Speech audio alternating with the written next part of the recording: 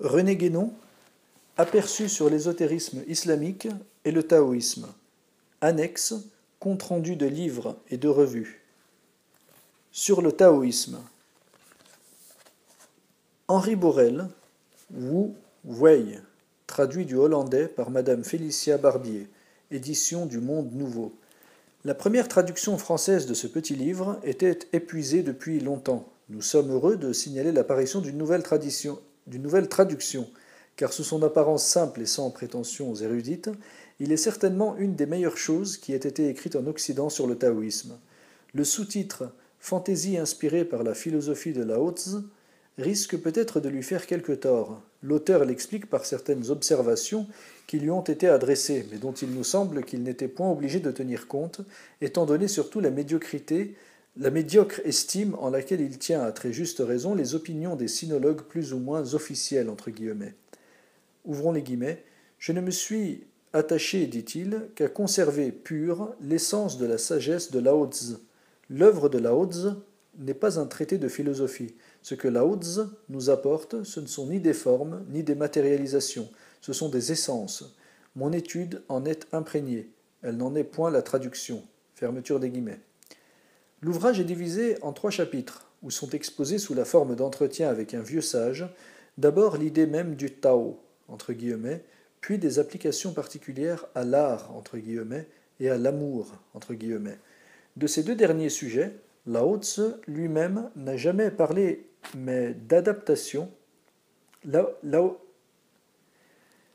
ces 2 derniers sujets, Lao Tzu lui-même n'a jamais parlé, mais l'adaptation, pour être un peu spéciale peut-être, n'en est pas moins légitime, puisque toute chose découle essentiellement du principe universel. Dans le premier chapitre, quelques développements sont inspirés ou même partiellement traduits de Chuang Tzu, dont le commentaire est certainement celui qui éclaire le mieux les formules si concises et si synthétiques de Lao Tzu. L'auteur pense avec raison qu'il est impossible de traduire exactement le terme Tao, entre guillemets, mais peut-être n'y a-t-il pas tant d'inconvénients qu'il paraît le croire à le rendre par voie, entre guillemets, qui est le sens littéral, à la condition de bien faire remarquer que ce n'est là qu'une désignation toute symbolique, et que d'ailleurs il ne saurait en être autrement. Quelques mots que l'on prenne, puisqu'il s'agit de ce qui en réalité ne peut être nommé. Où nous approuvons entièrement M. Borel, c'est quand il proteste contre l'interprétation que les sinologues donnent du terme Wu Wei, entre guillemets, qu'il regarde comme un équivalent d'inaction ou d'inertie, entre guillemets, alors que c'est exactement le contraire qu'il faut y voir. On pourra d'ailleurs se reporter à ce que nous disons d'autre part à ce sujet. Nous citerons seulement ce passage qui nous paraît bien caractériser l'esprit du livre. Ouvrons les guillemets. Lorsque tu sauras être Wu Wei, non agissant, au sens ordinaire et humain du terme, tu seras vraiment, et tu accompliras ton cycle vital avec la même absence d'effort que l'onde mouvante à nos pieds. Rien ne troublera plus ta quiétude. Ton sommeil sera sans rêve, et ce qui entrera dans le champ de ta conscience ne te causera aucun souci. Tu verras tout en Tao. Tu seras un avec tout ce qui existe. Et la nature entière te sera proche comme une amie, comme ton propre moi. Acceptant sans t'émouvoir les passages de la nuit au jour, de la vie au trépas, porté par le rythme éternel, tu entreras en Tao où rien ne change jamais, où tu retourneras aussi pur que tu en es sorti. Fermons les guillemets. Mais nous ne serions trop engagés à lire le livre en entier, et il se lit d'ailleurs fort agréablement, sans que cela ôte rien à sa valeur de pensée. Note de bas de page, VI 1932, page 604-605. Bhikshu Wai Tao and Dwight Goddard. Lao Tzu's Tao and Wu Wei, a New Translation. Dwight Goddard, Santa Barbara, California, Luzak & Co., London. Ce volume contient une traduction du Tao Te Ching, dont le principal défaut, à ce qu'il nous semble, est de revêtir trop souvent une teinte sentimentale qui est fort éloignée de l'esprit du taoïsme.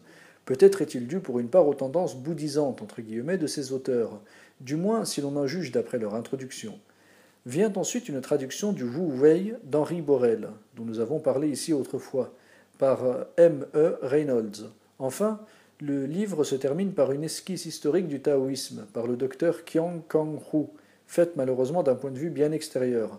Parler de philosophie et de religion, c'est méconnaître complètement l'essence initiatique du taoïsme, soit en tant que doctrine purement métaphysique, soit même dans les applications diverses qui en sont dérivées dans l'ordre des sciences traditionnelles.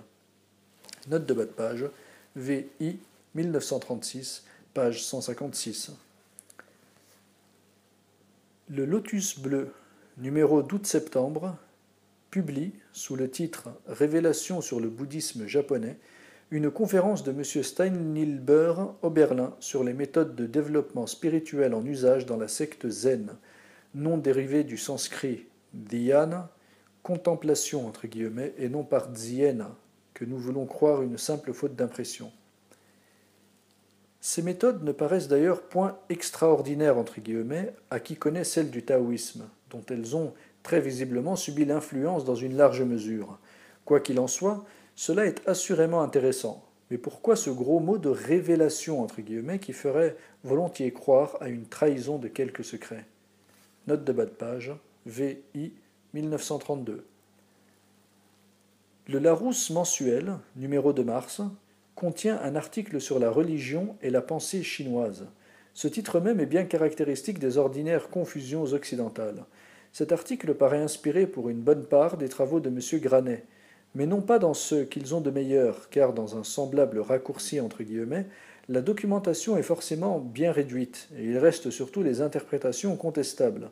Il est plutôt amusant de voir traiter de croyances entre guillemets les connaissances traditionnelles de la plus scientifique précision, ou encore affirmer que la sagesse chinoise reste étrangère aux préoccupations métaphysiques, entre guillemets, parce qu'elle n'envisage pas le dualisme cartésien de la matière et de l'esprit et ne prétend pas opposer l'homme à la nature.